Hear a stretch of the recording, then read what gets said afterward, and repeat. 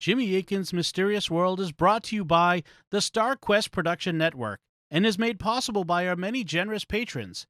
If you'd like to support the podcast, please visit sqpn.com/give. Jimmy Akin's Mysterious World is also brought to you in part through the generous support of our sponsors, including Aaron Ferguson Electric and Automation at aaronv.com, AARONV.com, making connections for life for your automation and smart home needs in North and Central Florida. You're listening to episode 174 of Jimmy Akin's Mysterious World, where we look at mysteries from the twin perspectives of faith and reason. In this episode, we're talking about the Greenbrier Ghost and the ghostly trial that resulted. I'm Dom Bettinelli, and joining me today is Jimmy Akin. Hi, Jimmy. Howdy, Dom. Folks, be sure to stay around for the end of the episode, as we'll have your feedback on our recent episode on Paul Smith, Psychic Spy, and remote viewing. But first, in 1897, a woman in West Virginia was murdered. But, according to her mother, the woman spoke to her from beyond the grave and revealed what really happened. In the end, the murderer was put on trial and convicted on the testimony of a ghost. So who was it? What happened? And were they really guilty? That's what we'll be talking about on this episode of Jimmy Akin's Mysterious World. So, Jimmy, what do we need to say to begin? Well, two things. First, this is a ghost story, so it will involve a death. As always, we'll be keeping things as clinical as possible, but sensitive listeners should be aware. Second, I haven't been able to find a definitive scholarly account of this story, so I've had to rely on the different popular accounts of it that are available, with some backup from historical sources like newspapers from the time. As a result, not every detail I'm going to mention is something I can vouch for, but the gist of the story is solid, and it really did happen. Okay, so who does today's mystery involve? The central figure is a woman named Zona Heester, who was commonly called Zona. She was born in 1876, just 11 years after the Civil War ended. The place she was born was the foot of Little Sewell Mountain, which is one of the Allegheny Mountains in the Appalachians. Specifically, Little Sewell Mountain is in Greenbrier County, West Virginia, which is where Zona lived her entire life. Reportedly, she was fairly plain-looking and rather shy, but as she grew up, the local boys took an interest in her. Zona's mother, Mary Heester, was a devout Christian woman and screened all of the potential suitors to make sure that they were suitable to court her daughter. Unfortunately, around 1895, Mrs. Heester made a mistake when she let a particular young man do so. He didn't stay around long, and 8 months after he left, Zona gave birth to a child. Being an unwed mother at the time was a serious social stigma, and it may have pulled Mary in different directions regarding who should be allowed to court her daughter. On the one hand, it might make Mary want to be even more careful with her daughter's future boyfriends, but on the other hand, it could create pressure for her to be less choosy, as having a baby would make it harder for Zona to get a husband. However, I don't know that to be the case because I haven't been able to find out exactly what happened with Zona's baby. It could have died in infancy, which was common back then, or it could have been put up for adoption. I don't know if she kept it to raise herself or not. And if Zona and her mother are the first two figures in our story, who's the next person we need to meet? He's a man named Edward Shue, spelled S-H-U-E, Shue. Mr. Shue was not a native of the area, but was from Pocahontas County, which was the next county to the north. He came into town around September of 1896 and got himself a job as an apprentice blacksmith. He was apparently tall and handsome, and according to author Katie Letcher-Lyle, he was a newcomer to Greenbrier County, but from the beginning had a wide swath, as he was, from all reports, good-looking and powerful, charismatic and boastful, and he attracted even more notice than most strangers. And if you want to get an idea of what the two looked like, the artwork we're using for this episode is reported to be a picture of the two of them, though this isn't confirmed. In any event, Edward was also at least 10 years older than Zona, so Mary Heester was wary when Zona brought him home to meet her. Truth be told, she really didn't like him, but Edward came across as charming. Reportedly, Mary said that he had the face and charm of the devil. And he was able to give satisfactory answers to her questions, so she reluctantly allowed him to court Zona. And within a few weeks, on October 20th, 1896, the two were married. At the time, Zona would have been 19 years old. And where did they live? Edward and Zona moved into a two-story house near a place called Livesey's Mill, which was itself close to the blacksmith shop where Edward was working. It was only about 5 minutes away. Now we move forward 3 months in the story to January 22nd, 1897. On this day, Edward went to the blacksmith shop, but at about 10 o'clock in the morning, he went over to the house of a local woman named Jones. He asked if her son, Andrew, could go to his house, collect the eggs from the hens, and see if Zona needed anything brought from the store. According to one account, he gave the boy a quarter, and I checked, and a quarter in 1897 would be worth about $8 today due to the inflation that the government has caused. So it's not an unreasonable amount for a young boy helping with chores like that. Andrew went over to the house and didn't find any eggs, so he turned to the second task. And did Zona have anything for Andrew to get from the store? When he got to the house, Andrew knocked on the door, but he didn't get an answer. He also tapped on the windows, but didn't see anyone inside. He thought Zona might have gone over to a neighbor's and would come back soon, so he let himself inside through the front door. As he came into the living room, he heard the ceiling squeak, as if someone was walking around upstairs, so he went to the staircase. At the foot of the staircase, he saw something shocking.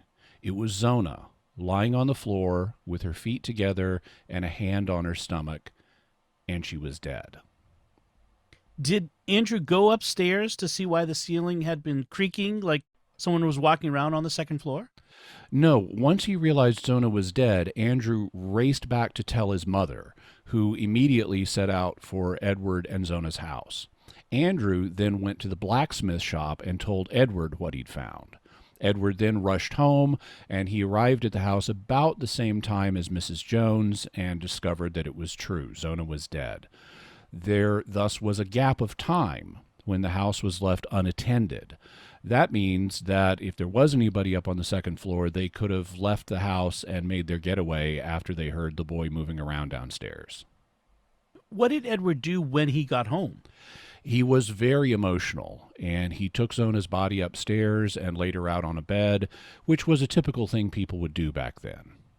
And that disturbed the crime scene? Yeah, but that's not uncommon for the time. People didn't have the leave the crime scene absolutely alone approach that we do today. And that's understandable because detailed crime scene forensics had not yet been invented.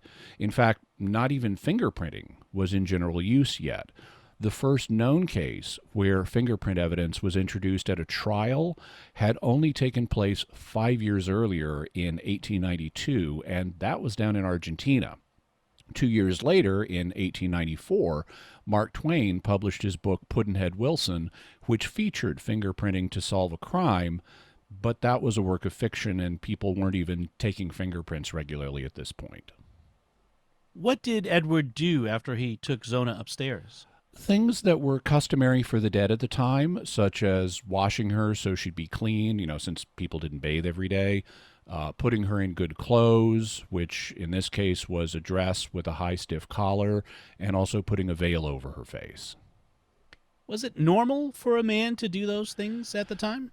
Not really. These were normally done by local women so that a grieving husband wouldn't be burdened with having to do them. But I've been a grieving husband, and I can understand the impulse. When my wife Renee died, I insisted on being one of her pallbearers at the funeral. That is not traditional for a husband, no doubt in part because a husband might break down in grief and stumble and upset the coffin. But Renee had had health problems all her adult life, and I had spent so much time taking care of her that I was determined to take care of her all the way to the grave, literally.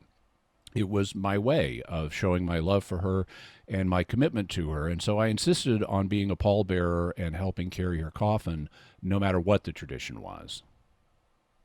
Did they summon anyone to examine Zona?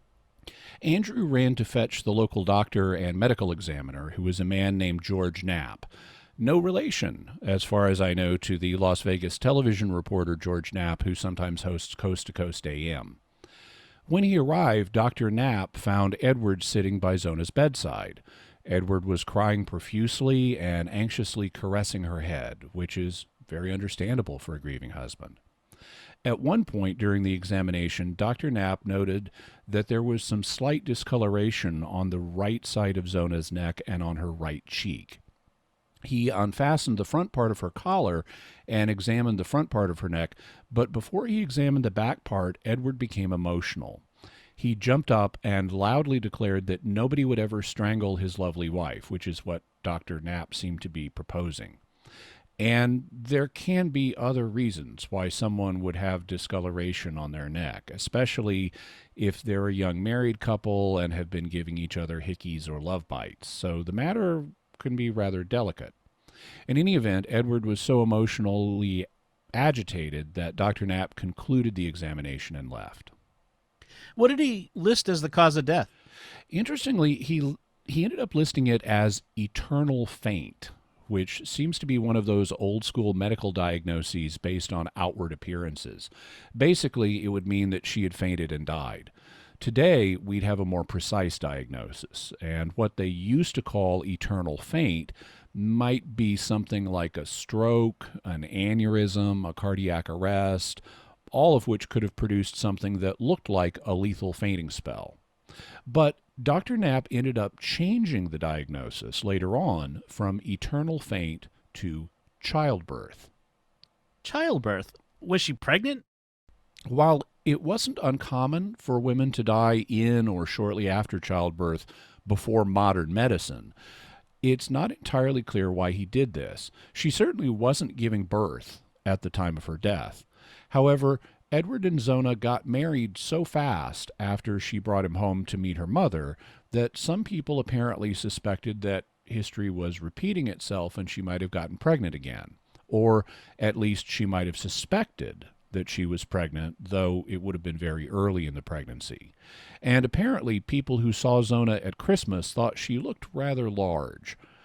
And Dr. Knapp had treated Zona for women's troubles in the weeks before her death.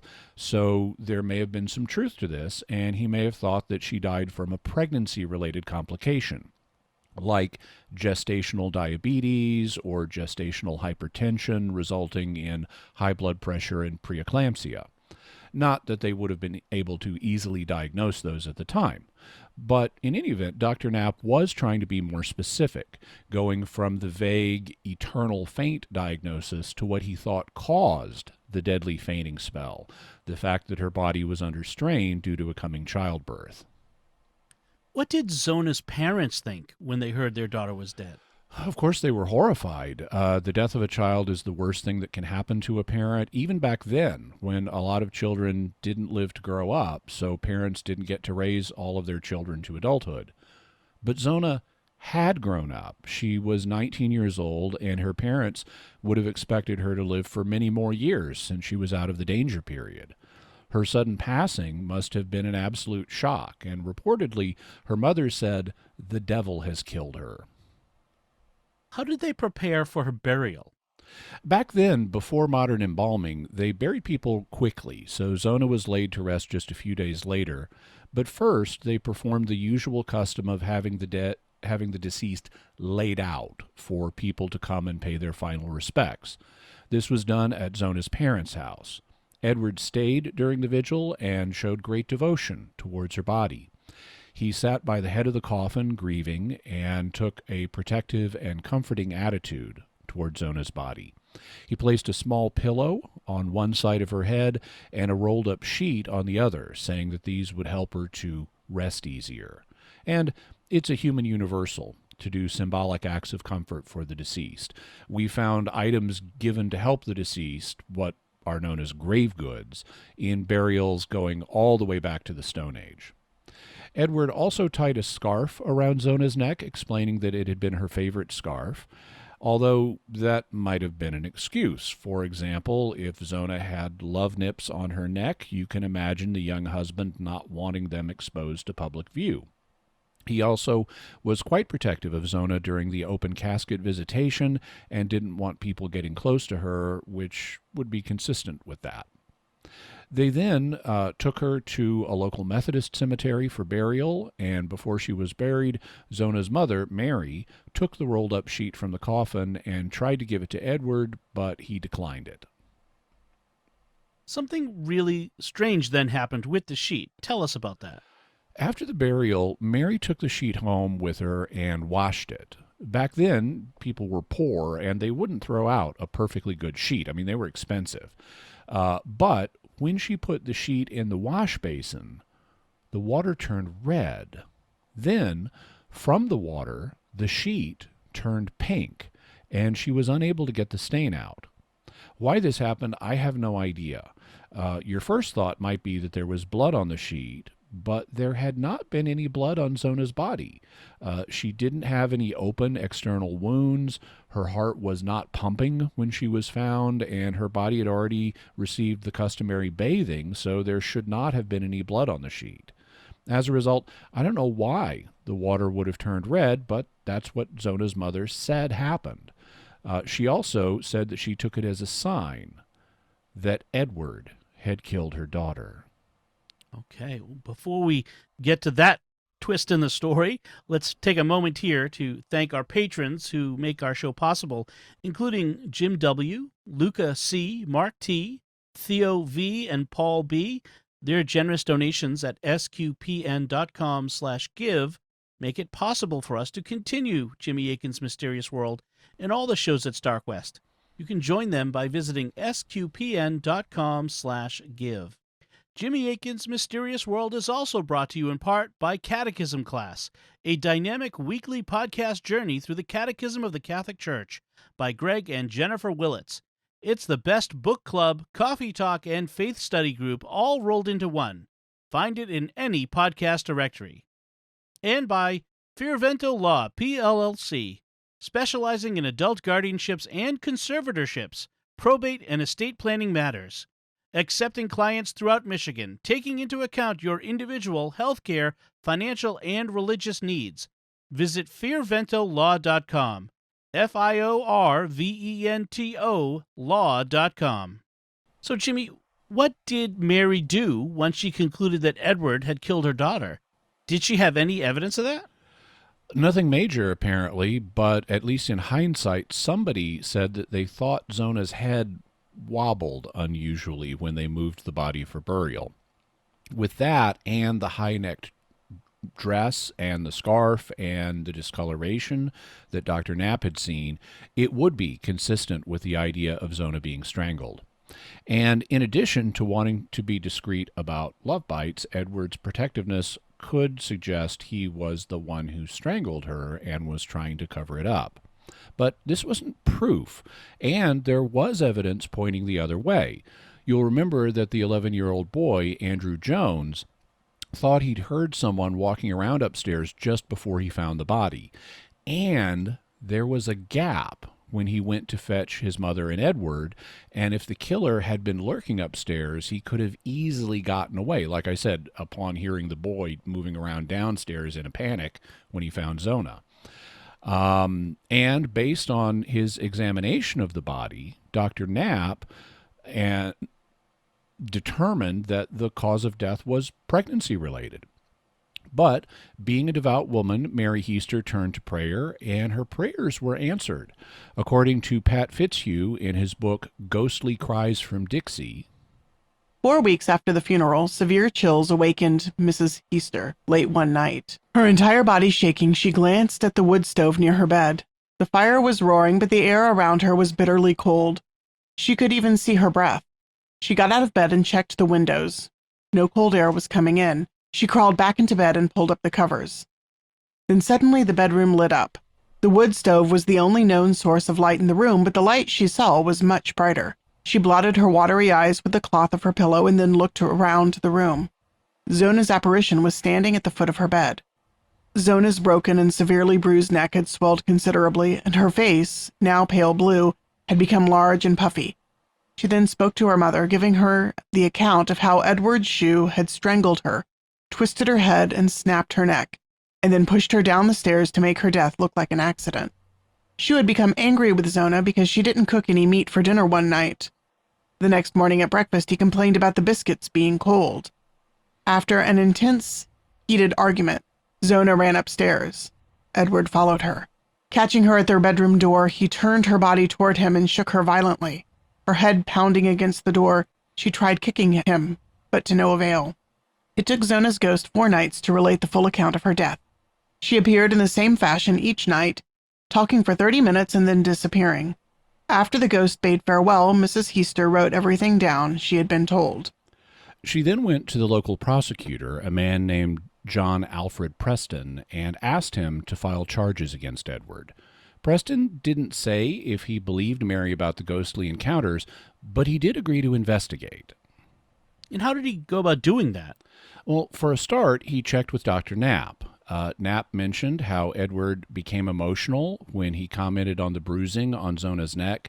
He also mentioned that Edward had been angry when people came near her coffin at the funeral. Preston then filed the paperwork needed to have Zona's body exhumed for an autopsy. How did Edward react to that? He was furious and demanded that his wife be allowed to rest in peace, and that's not suspicious. Lots of people don't want their loved ones dug up and autopsied. The very thought of a loved one being autopsied can make one squeamish. Also, no doubt much to Edward's displeasure, a story soon appeared in the local newspaper entitled "Foul Play Suspected." This was the first time the community was alerted that this might be a crime, because initially the death had been ruled natural due to a pregnancy complication. And Edward would be understandably enraged at having his reputation trashed in the newspaper like that, especially if he really was a grieving husband who knew he was innocent. But he couldn't stop the autopsy, which began on February 22nd. As Pat Fitzhugh writes, Zona's body was exhumed in late February and taken to a nearby schoolhouse for examination by Dr. Knapp and 2 other physicians.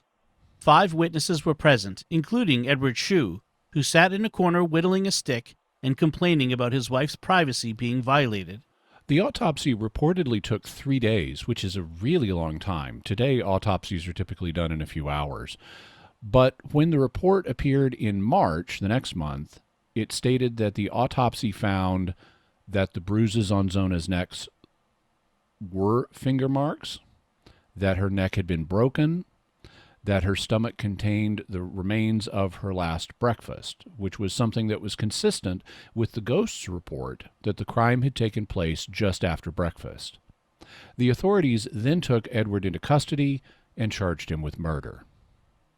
You often hear it said on crime shows that when a married woman is killed, it's usually her husband. Is that true? You do often hear that on TV, but it appears that it's simply not true. I did some checking, and based on the statistics I was able to find, which were from 2002, it's actually usually not the husband. According to statistics published by the U.S. Department of Justice, about 36% of murders are not solved. 45% of murders are done by a friend or acquaintance. 26% of murders are done by a stranger, and only 8.6% of murders are done by a spouse, and 7.3% by a boyfriend or girlfriend. So actually the husband did it is not what the statistics indicate. And if this was as true in 1897 the way it was in 2002, Edward would not be the logical suspect just because he's the husband. What happened after they took him into custody? People decided to form a lynch mob, as you do in the 19th century. The mob came to the jail where he was being held and demanded that he be turned over to them. But the sheriff's deputies said no, because sheriff's deputies. And they arrested and charged the 4 leaders of the lynch mob for their trouble. So some really interesting things started to emerge about Edward Shue. Tell us what happened. Well, for a start, they found out that his real name was not Edward Shue. Instead, he bore the prodigiously long proper name Erasmus Stribling Trout Shue. And before being known as Edward, he had just been known as Trout. Also, Zona wasn't his first wife, or even his second. According to author Katie Letcher-Lyle, Trout Shue's first marriage to Allie Esteline Cutlip in 1885 produced a child, Gerta Lucretia. She reportedly beat his wife Esty so badly that a group of vigilantes dragged him out of bed one winter night and threw him through the ice in the Greenbrier River. It is unclear whether this incident occurred before or after the birth of their baby girl, in February 1887. The marriage ended in divorce 4 years later, while Trout Shue was in the state penitentiary serving time for horse stealing. he then married wife number 2. In June of 1894, Shue married again, this time to Lucy Ann Tritt, from near Alderson. They lived with his parents on Droop Mountain near Hillsborough, where Lucy died less than 8 months later. There was no investigation, and the Pocahontas Times stated only that she died suddenly. Only later, when she was accused of murdering Zona, did 4 different stories about Lucy's death circulate among the community. And here's one of those stories. According to Pat Fitzhugh, In 1894, he met Lucy Tritt and married her a short time later. The couple lived with Trout's parents for several months before deciding to build a house atop Droop Mountain in nearby Greenbrier County. Lucy went missing one afternoon while the couple was still building their house. A bear hunter found her lying face down in a nearby ravine the next morning and notified authorities. Trout Shue, who had never bothered to report his wife's disappearance, told the authorities that she had accidentally slipped over a cliff while being chased by a rattlesnake. The authorities, who apparently knew very little about rattlesnakes, offered Shue their condolences and then left. So during his time with wife number 1, Trout was apparently guilty of both spousal abuse and horse thieving. And then wife number 2 has a mysterious sudden death, with one of the reported stories being that she fell off a cliff while she was being chased by a rattlesnake, even though rattlesnakes do not normally chase people. They strike people, or strike at people, but they don't typically follow them. It was after the death of his second wife that Trout Shue decided to move to a new county and become known as Edward Shue, even though Edward was not part of his birth name, Erasmus Stribling Trout Shue. In light of these revelations, how was Edward feeling about his chances at trial? Quite well, actually. You'll recall that he was regarded by the locals as being a boastful individual, and he did not disappoint in this case. He seemed quite confident that he would be acquitted. He reportedly boasted about the lack of evidence against him. I mean, everything was circumstantial. There was no witnesses. And he did have a point about this. The boy, Andrew Jones, thought that he'd heard somebody upstairs when Edward was known to be at the blacksmith shop. There was nothing like what we today would call forensic evidence linking him to the crime. There were no eyewitnesses to who committed the crime, at least not any living ones. And the only supposed eyewitness testimony came from Zona's mother's supposed visions of her daughter's ghost. And Mary Heester never liked Edward from the beginning. So discounting the ghost testimony, all of the evidence was purely circumstantial. On the other hand, Edward didn't help his case when he reportedly boasted that he'd like to marry 4 more women before he died because he liked the idea of having 7 wives, which, if you think about it, would put him 1 wife ahead of the 6 wives of King Henry VIII, and it would put him dead even with the man from St. Ives, who had 7 wives with 7 sacks with 7 cats with 7 kids. So what happened at the trial? The trial began on June 22nd, almost 6 months to the day after Zona had been killed. Many people thought that Dr. Knapp's autopsy would be enough to convict Edward, especially in light of his suspicious behavior. After all, Edward dressed the body in a high-necked dress. He freaked out when Dr. Knapp commented on the bruising on her neck, causing him to cut short the examination. He tied the supposedly favorite scarf around her neck, and he didn't let other people get close to the body during the viewing. But now there was a courtroom twist. What happened? It turned out that although Dr. Knapp was licensed to practice medicine, he was not licensed to practice autopsies. As a result, the autopsy report was excluded from the evidence and ruled inadmissible at trial. And what did the local prosecutor, John Alfred Preston, what did he do? He went with the witnesses he had. This included Mary Heester, Zona's mother, but they didn't want her talking about the ghost of her daughter because of how the jury might react. Instead, they confined their questioning, the prosecutors did, to just the normal, non-supernatural things that Mary knew about Edward. How did that work for them? At first, it worked fine, but after the prosecution examines a witness, the defense gets to cross-examine them. And this is where the prosecution regarded things as starting to fall apart. The defense decided to bring up the ghost in an attempt to show that Mary Heester was not a credible witness. They wanted her to testify about her daughter's ghost had appeared to her so that it would make everything else she said seem less credible.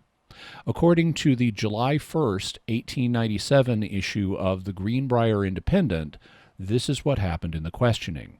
The defense attorney begins by asking what led to the exhumation and postmortem autopsy of Zona's body. I have heard that you had some dream or vision which led to this post-mortem examination. They saw enough themselves without me telling them. It was no dream. She came back and told me that he was mad that she didn't have no meat cooked for supper.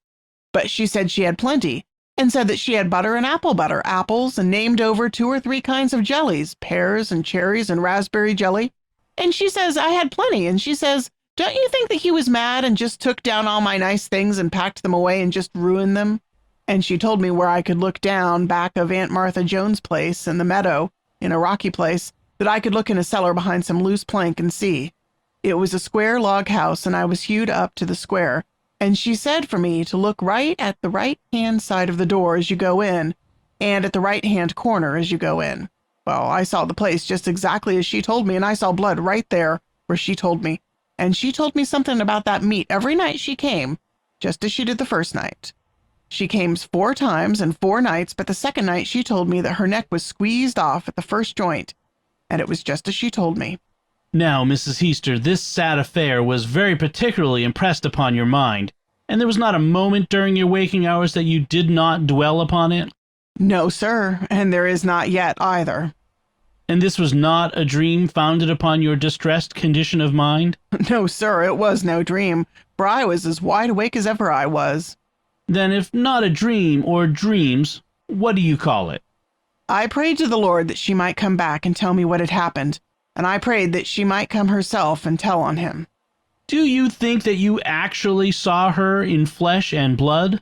Yes, sir, I do. I told them the very dress that she was killed in, and when she went to leave me, she turned her head completely around and looked at me like she wanted me to know all about it. And the very next time she came back to me, she told me all about it. The first time she came, she seemed that she did not want to tell me as much about it as she did afterwards. The last night she was there, she told me that she did everything she could, and I am satisfied that she did do all that too. Now, Mrs. Heester, don't you know that these visions, as you term them or describe them, were nothing more or less than 4 dreams founded upon your distress? No, I don't know it. The Lord sent her to me to tell it. I was the only friend that she knew she could tell and put any confidence in. I was the nearest one to her. Edward gave me a ring that he pretended she wanted me to have, but I don't know what dead woman he might have taken it off of. I wanted her own ring, and he would not let me have it. Mrs. Heester, are you positively sure that these are not 4 dreams? Yes, sir, it was not a dream. I don't dream when I am wide awake, to be sure, and I know I saw her right there with me. Are you not considerably superstitious? No, sir, I'm not. I was never that way before, and I am not now. Do you believe the Scriptures? Yes, sir, I have no reason not to believe it. And do you believe the Scriptures contain the words of God and His Son? Yes, sir, I do. Don't you believe it? Now, I would like, if I could, to get you to say that these were 4 dreams and not 4 visions or appearances of your daughter in flesh and blood? I am not going to say that, for I am not going to lie. Then you insist that she actually appeared in flesh and blood to you upon 4 different occasions? Yes, sir. Did she not have any other conversation with you other than upon the matter of her death? Yes, sir. Some other little things. Some things I've forgotten. Just a few words. I just wanted the particulars about her death, and I got them. When she came, did you touch her? Yes, sir. I got up on my elbows and reached out a little further, as I wanted to see if people came in their coffins. And I sat up and leaned on my elbows, and there was light in the house. It was not a lamplight. I wanted to see if there was a coffin, but there was not. She was just like she was when she left this world. It was just after I went to bed, and I wanted her to come and talk to me, and she did. This was before the inquest, and I told my neighbors. They said she was exactly as I told them she was. Had you ever seen the premises where your daughter lived? No, sir, I had not, but I found them just exactly as she told me it was. And I never laid eyes on that house until since her death. She told me this before I knew anything of the buildings at all. How long was it after this, when you had these interviews with your daughter, until you did see the buildings? It was a month or more after the examination. It's been a little over a month since I saw her. Despite the defense team's hope to discredit Mary by having her tell her story of the ghost, it didn't seem to work.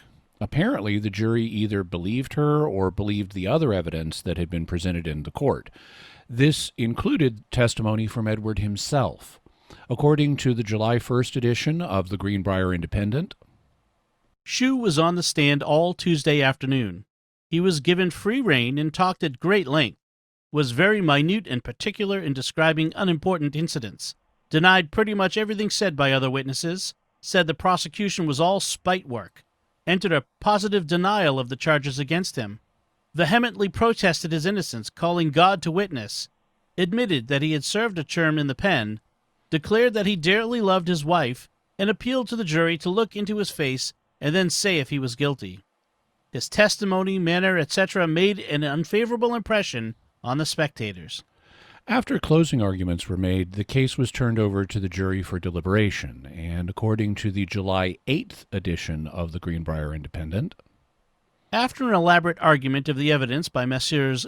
Gilmer and Preston for the state and James P.D. Gardner and Dr. Rucker for the accused, the case of the state versus E.S., Trout, Shue, was given to the jury last Thursday afternoon, and the jury, after being out 1 hour and 10 minutes, returned into court with a verdict of murder in the first degree, as charged in the indictment, but recommending that the accused be punished by imprisonment, which means under the law that he be confined in the penitentiary for the term of his natural life. Defense attorney Dr. Rucker entered a motion for a new trial, but this was withdrawn the next morning, and Shue will be duly sentenced before the court adjourns. Though the evidence was entirely circumstantial, the verdict meets general approval, as all who heard the evidence are satisfied of the prisoner's guilt. After the murder, Shue had every opportunity to make his escape, as 4 weeks elapsed before he was arrested and put in jail. The fact that he did not do so was explained by prosecuting attorney Mr. Gilmer in his argument by showing that Shue was all the time laboring under the impression that he could not be convicted on circumstantial evidence, and felt secure in knowing that there was no witness but himself to the crime. This, Mr. Gilmer argued, showed not a lack of sense but information, and accounts for Shue's presence at the inquest, and his oft-repeated remark that they could not show he did it. so apparently the myth that you hear on crime TV shows that you can't be convicted on circumstantial evidence was also around back in 1897, and it was just as false then as it is now. People get convicted on circumstantial evidence all the time. You simply don't need a witness to give direct evidence in every case. And in fact, all the forensic evidence that people are so impressed with today is circumstantial evidence. By the way, we'll have a future episode on how modern forensic evidence isn't nearly as reliable as people think it is. In any event, Edward Trout Shue was convicted of murder, and the testimony of his wife's ghost had been admitted in court. Apparently the first and perhaps the only time that this has happened in U.S. history. He was then sentenced to life in prison. What happened after the sentencing? Apparently, a good number of the good people of Greenbrier County were of the mind that life in prison was not a sufficient punishment. They instead concluded that Edward needed killing. On this premise, they formed another lynch mob, and according to the July 15th edition of the Greenbrier Independent, There have been whispers and rumors that mob violence might be a possibility, a portion of our citizens insisting that the death penalty should have been imposed. On Sunday last, this sentiment crystallized, and a small mob was gathered in the Meadow Bluff district for the purpose of coming to the county jail, taking Shue out, and hanging him. It seems that the campground, 8 miles west of town, was appointed as the rendezvous, and 10 o'clock at night at the time for the lynchers to assemble. Mr. George M. Harrah, who lives in that neighborhood, got wind of the affair Sunday afternoon, and he mounted his horse and carried the information to Sheriff Nickel, who was at home at Meadow Bluff. Mr. Nickel and Mr. Harrah then started for Lewisburg and had to pass the campground where the lynchers were to assemble. When they arrived there, which was about 9 o'clock, several of the mob were already there. They passed in safety, but were recognized. Several minutes later, 4 of the mob pursued and, after an exciting chase, overtook them, presented pistols, and demanded that they stop. The sheriff drew his pistol and was in the act of firing when he recognized his assailant, and not desiring to hurt or kill him, concluded to try moral suasion. He and Harrah surrendered and were taken back to the residence of Mr. D.A. Dwyer, where, after considerable parleying, the sheriff succeeded in inducing them to disband and return to their homes. They were provided with a stout new rope, were armed with Winchesters and revolvers, and numbered from 10 to 20 as far as could be seen, the most of them keeping in the background in the shadows of the trees. The prisoner's Shue, however, would have been safe had they come on to town. A fishing party, coming from Big Clear Creek, had passed the campground before sundown, and in some way got an intimation of the intended lynching.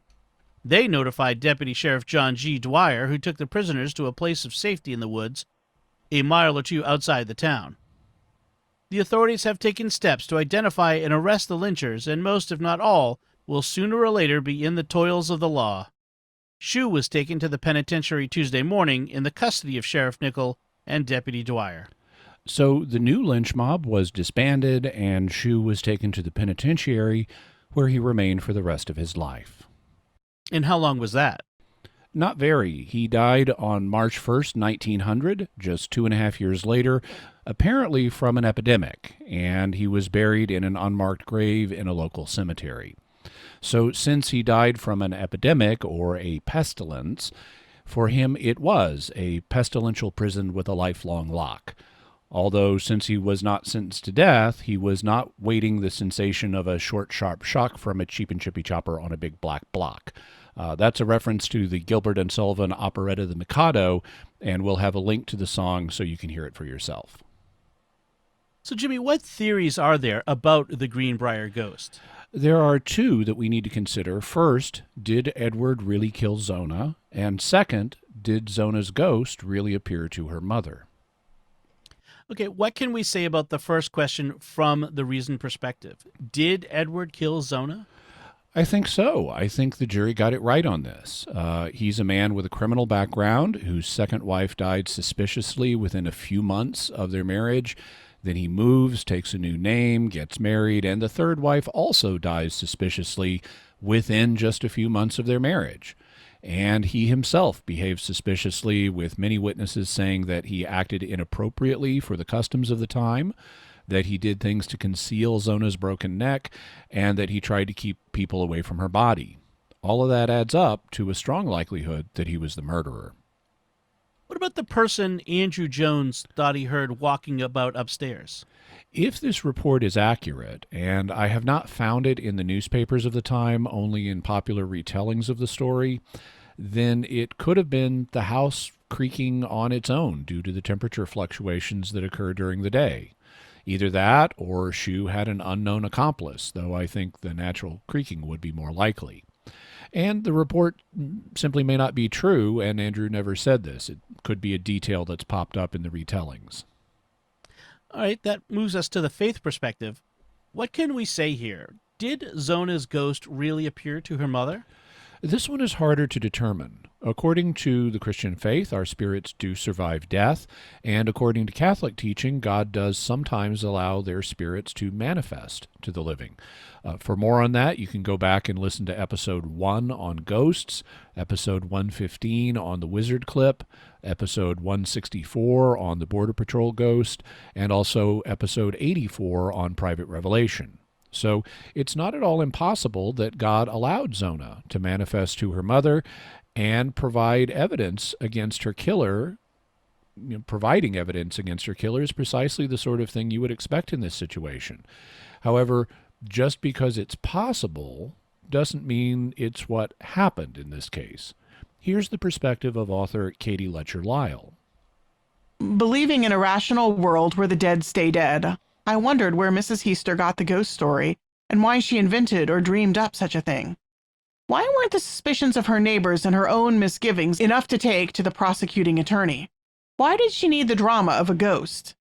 Mrs. Heester lived until 1916 and never recanted her story. My assumption finally was that she knew the blacksmith to be clever, unprincipled, and persuasive. If he'd murdered once, he could murder again.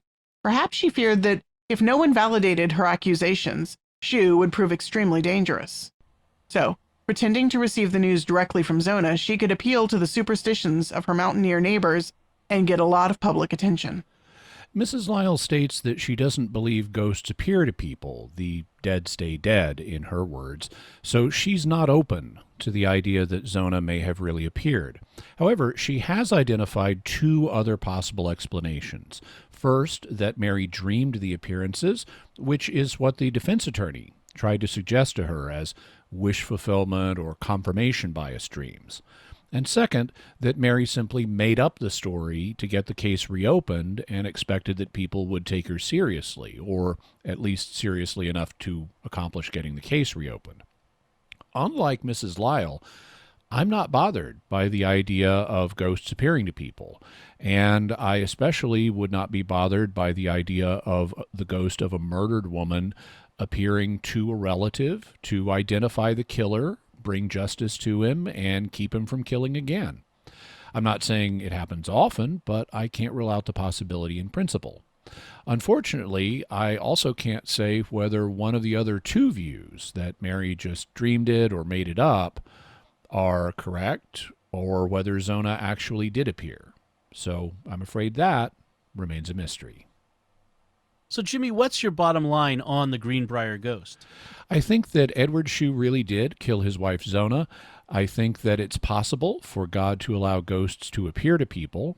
I find it fascinating that here we have a court case where ghostly testimony was introduced and the killer is successfully convicted, whether based directly on that testimony or not. And I ultimately don't know whether Zona really appeared to her mother, whether her mother dreamed it, or whether her mother made it up in a desperate attempt to get the authorities to take another look at her daughter's killer. What further resources can we offer on this mystery, Jimmy? We'll have a link to Pat Fitzhugh's book, Ghostly Cries from Dixie, although West Virginia really isn't Dixie, but there are other stories in the book, too. Also, the Department of Justice's Family Violence Statistics. We'll have a link to those from 2002, and you want to see page 17 in particular.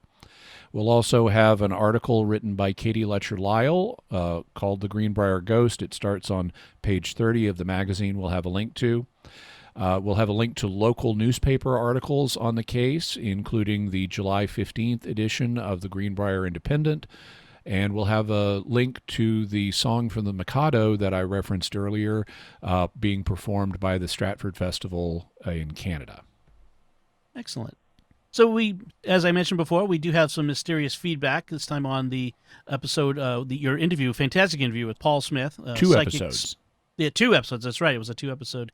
And so Paul Smith on his being a psychic spy and remote viewing. And the first feedback comes from Brian on YouTube, who says, "Faces, heart, heart, heart. I'm not sure why, but it's great to see you all talk and not just hear you all talk."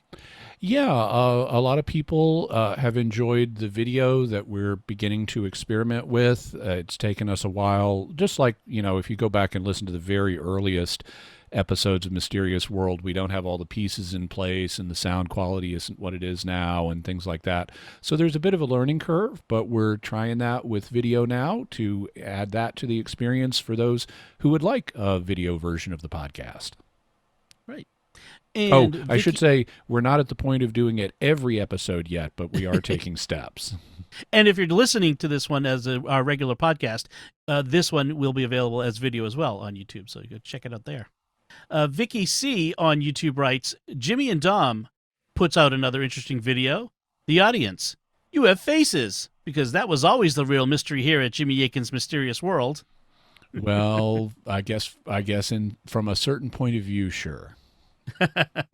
Junk Jack 101 on YouTube says, we should get an episode on the secret to growing a majestic beard.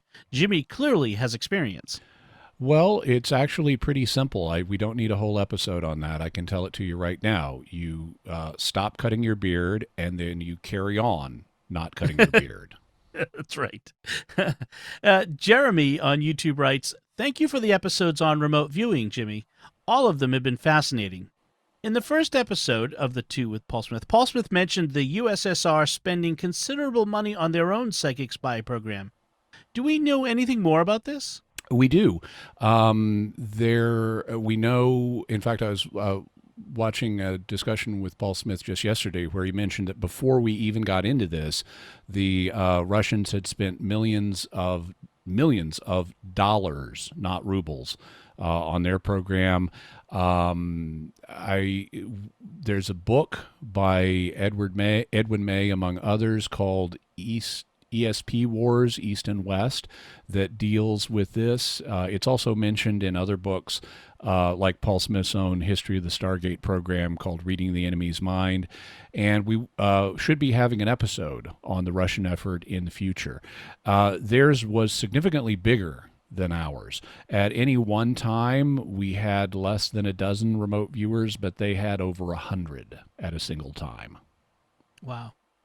I should mention that if you become a patron of the StarQuest at the $10 level or above, you can get as for a gift from us, a gift of Paul's book, Reading the Enemy's Mind. So think about that. And that's the definitive history of the Stargate program, so it's well worth reading.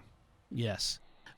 Speaking of Patreon, Sean, one of our patrons on Patreon, wrote, so I was a little confused when he said that Kiki was captured in the U.S. and then transported across the border.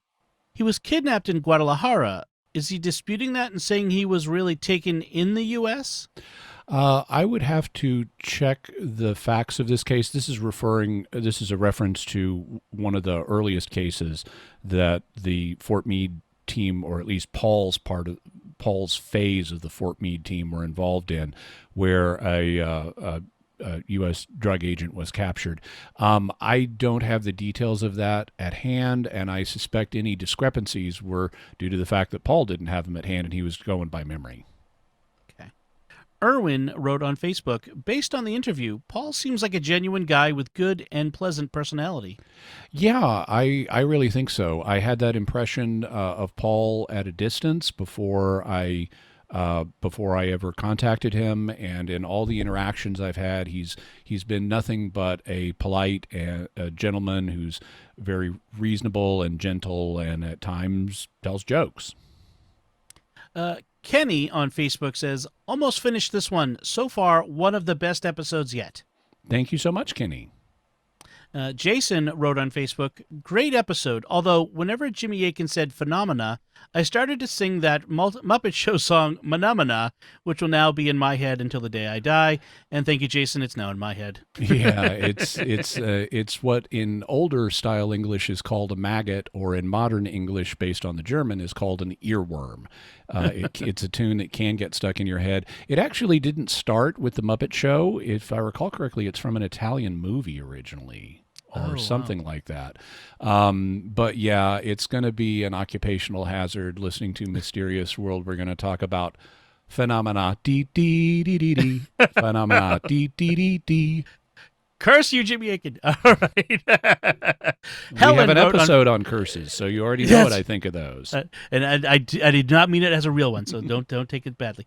Helen wrote on Facebook, I thoroughly enjoyed this well-balanced, informative episode. We are indeed part of a mysterious world. Yeah, and I think that the evidence for psychic functioning, including remote viewing, is one of the most mysterious parts of it. Initially, based on the secular vibe in our culture, I had assumed that there really wasn't a lot of evidence here, but after digging into it, it's like, no, there is. I need to take this more seriously than I had. Bubba writes on Facebook, those were balanced, fair, and interesting shows. In regard to remote viewing, I remember listening to Ed Dames years ago on the Art Bell Show and wondering about remote viewing. He was always a good guest on the show. Crazy, but interesting to listen to. Ed Dames is another one of the Fort Meade viewers, although he really didn't do that much viewing. He was more a monitor and did some training. But after he left the program, he did go public in a big way. He's appeared on Coast to Coast AM a whole bunch of times, and he was for a while one of the main public faces of remote viewing. But subsequently, others have kind of stepped up, including other people from both the civilian side and the Fort Meade unit, to talk about their experiences. And so now we have more of a balanced selection of different perspectives to learn from. Ed, as we mentioned in the interview with Paul Smith, Ed Dames is kind of famous for making doomsday predictions that don't always happen. Right. Well, not yet anyway. Yeah. Ed in New Mexico wrote on YouTube, very interesting interview with Major Smith. Looking forward to the second half. I wonder if there are still programs going on in our government or military that continue to try to develop remote viewing and psychic spying capabilities.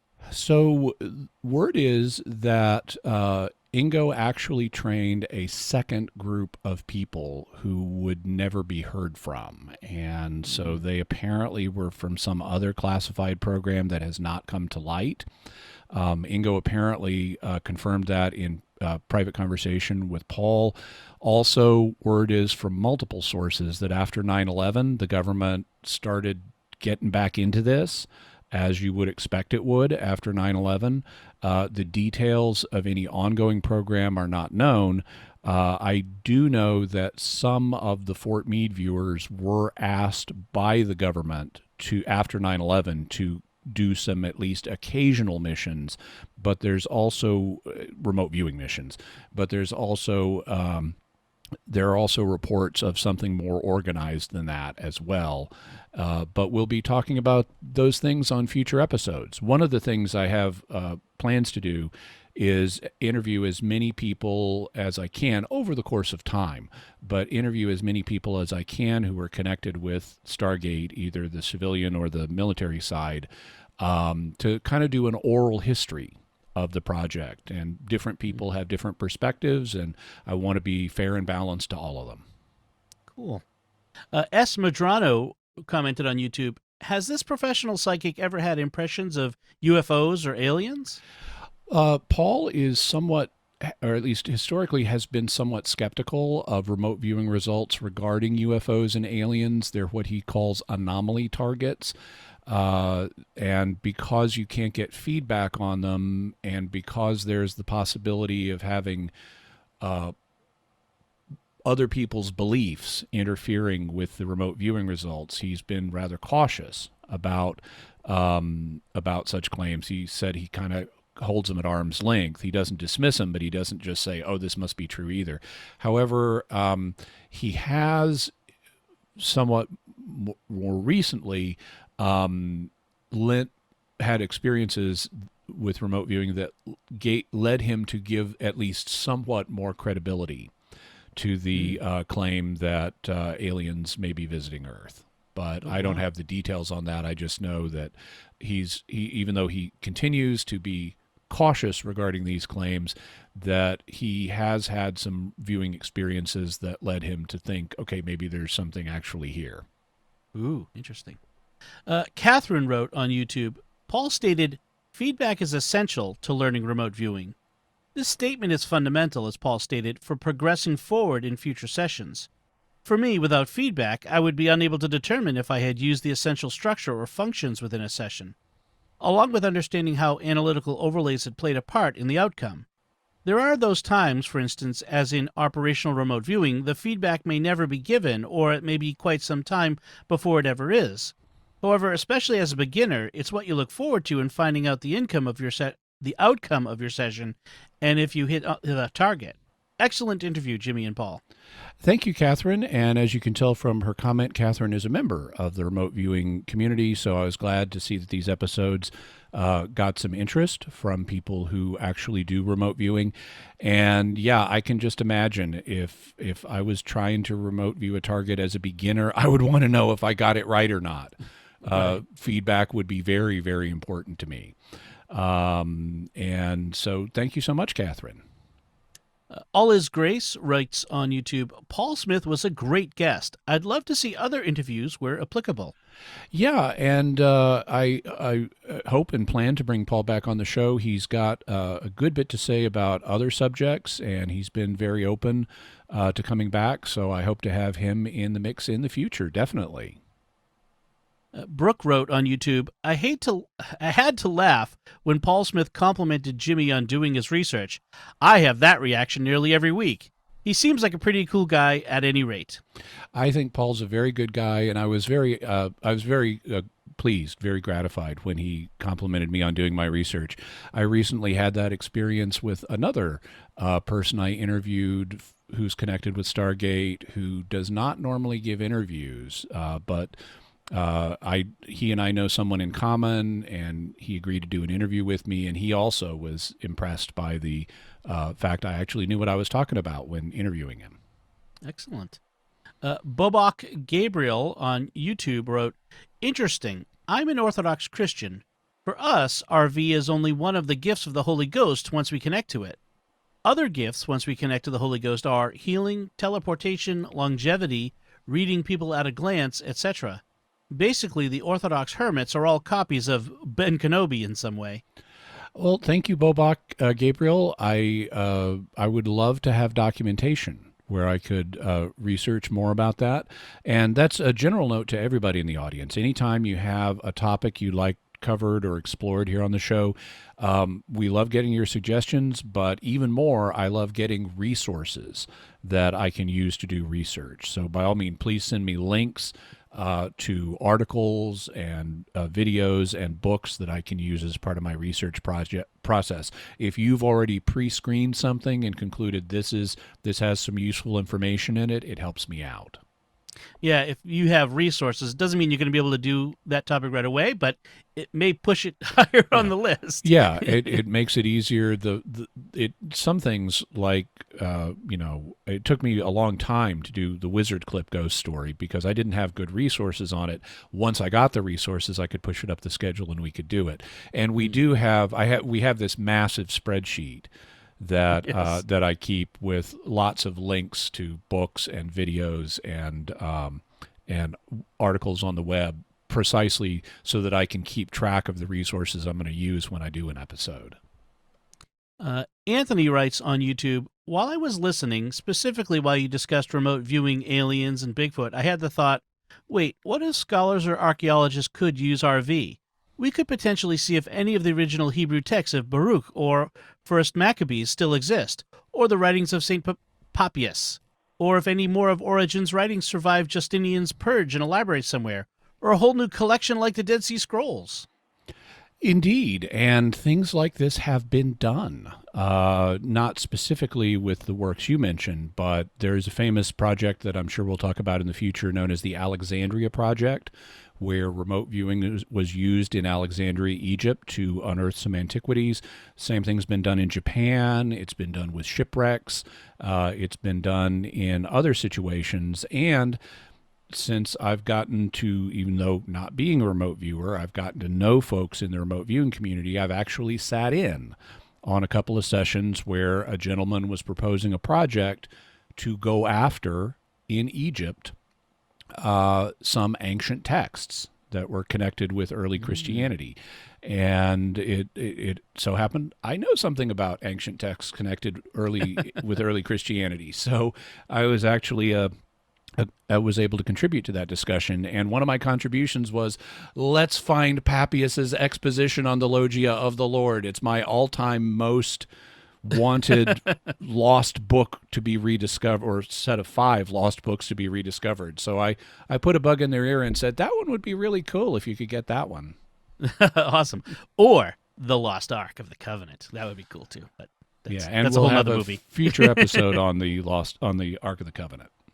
Awesome. I can already hear the Indiana Jones music in my head. Dun, dun, dun, dun, dun, dun. So that's it for our feedback on the Paul Smith interviews, but we also have more feedback on some fan art we received. And the first comes from Hannah W. and says, I tweeted that I was thinking about making some Jimmy Akin's Mysterious World fan art a few weeks ago and finally got around to making it. My husband and I love the show and are patrons on Patreon. Thank you, Hannah and Andrew. My original vision for this digital art is for a mug to be sold as merchandise for Jimmy Akin's Mysterious World to help supplement patrons, but you can just keep it if you'd like it too. I put it through a generic mug designer on Zazzle.com to show how it might look and have attached the photos here. I also attached the original PDFs to this email if you do actually want to use them. Thanks, and we'll keep up the good work on the show. Thank you, Hannah. We really appreciate it. And the designs you sent for the mug look really cool. We've actually, in recent times, we've been getting more requests for merch, and we're taking steps to move in that direction. We've been working, for example, on a design that'll be like for T-shirts and other things that we're incrementally getting closer to finalization. And interestingly, your thoughts for how to do a design of my head are very similar to the one that we've been working on for a T-shirt. And so in addition to the T-shirt we hope to have out soon, we may use yours as well. It looks really good. We'll have a link to my personal website where we have the fan art from this episode, so you can see both Hannah W.'s fan art as well as the next one we're going to talk about. Yeah, and I'll put them in the video as well. You'll be able to see that if you're watching the video. And just about Hannah's work, I have to tell you, so it's got Jimmy's face on the front, and on the back it says, "Howdy, Dom." And as soon as I saw that, I said to my wife, this is a mug I need. Like now, I need this coffee mug. Because how cool would that be? But thank you, Hannah. And our next feedback comes from Ranks, who says, "Hey, Jimmy and Dom, I hope you like my fan art. The word below the alien is my artist name, Ranks. I'm into dragons. Can you have an episode on a famous dragon sighting you know of? If not, can you make a video of you reacting to a dragon sighting videos on YouTube? Thanks. Please keep it up." Thank you, Rinks. I really appreciate the fan art. And one of the things I like, so Rinks' fan art has an alien listening in a Jimmy Akin's Mysterious World T-shirt. Not the same design we're working on, but it's a Mysterious World T-shirt. And he's got like an iPod or a little MP3 player he's listening to, presumably listening to the podcast. And he's got a little dragon around his shoulders, reflecting Rinks' interest in dragons. I like that even though much of the fan art we get is based on photographs of me that are already out there in public, I like that Ranks did something in a bit of a different direction that's still related to the show. I thought that was really cool. And in terms of dragon sightings, well, I'd offer the same invitation to Rinks and to other people in the audience that we mentioned a few moments ago, which is the more resources I can get for research, the easier it is for me to do episodes on something. So I don't currently have any resources on reputable dragon sightings, but if anybody knows of any, especially any books dealing with dragons or their purported existence in the modern world, especially Kindle books, because those are the easiest for me to use, I would love to learn about them. And just a little plug for Let's Science, which is another podcast on the StarQuest Network. They have a recent episode just a couple weeks ago on a real-life dragon that some paleontologists found, which is a kind of pterosaur that it was discovered, the fossil was discovered in Australia, that they said was like a flying great white shark. So a pretty terrifying thing, which that might be a kind of dragon sighting. So very good. Thank you, and Rex. ultimately, dinosaur bones is what creates the legends of the dragons all over the world down through history. Yeah. That's right. That's right. So that actually brings us to our last bit of the show, which is our mysterious headlines. Jimmy, what mysterious headlines do we have this week? So we have a theme of the near future this time, and two things that are relevant to our near future. One, Google claims that they may have made a time crystal. A time crystal is a kind of structure or object that is like a crystal, but it involves time. And it may have important technological applications in the near future. So check out the link to that article. Also, even though we have now a U.S. Space Force, there's a lot of cross-disciplinary stuff that happens in the armed forces. Like, for example, the Navy has planes. That and take off of aircraft carriers. Well, one part of the Navy is the Marine Corps. And the Marine Corps is now prepping a Space Marine branch. So, yes, one day we may have Space Marines doing things, and you can read about that. So there was a great short-lived sci-fi show on Fox about 20 years ago called Space Above and Beyond about Space Marines. So I don't know where it is online in one of the streaming services, but it'd be fun to check it out. I look forward to it. I know it's come out on DVD, but I'm not sure if it's available for streaming right now. It was well done for its time, that's for sure. I remember how they blended like Earth military history and things with these aliens that we were fighting that were kind of insectoid. So instead of the Red Baron, they had an alien enemy pilot referred to as Chiggy von Richthofen. Yes. Oh, the chigs. That's what they call it because they were bug-like. Yeah. That's right. Excellent. Like chiggers, the little biting insects. Yes. So that brings us to the end of our show. Where before we go, though, I want to ask you, listener, what are your theories about the Greenbrier Ghost and whether Zona really appeared to her mother? You can let us know by visiting sqpn.com or the Jimmy Akin's Mysterious World Facebook page, or send us an email to mysterious@sqpn.com, or send a tweet to @mys_world. And Jimmy, what's our next episode going to be about? Next week, we're doing our monthly two-parter, and this time it's going to be a patron-requested two-parter on the Great Flood. Was it worldwide? What really happened? What does the faith perspective say? And what does the scientific evidence point to? Excellent. Folks, follow Jimmy Akin's Mysterious World in Apple Podcasts, Google Podcasts, Spotify, Stitcher, TuneIn, your favorite podcast app, or on YouTube, where you can hit the bell to get notifications. You can find links to Jimmy's resources from our discussion and links to the mysterious headlines on our show notes at sqpn.com/mysterious. And remember, to help us continue to produce the podcast, please visit sqpn.com/give. Until next time, Jimmy Akin, thank you for exploring with us our mysterious world. Thanks, Dom. And once again, I'm Dom Bettinelli. Thank you for listening to Jimmy Akin's Mysterious World on StarQuest.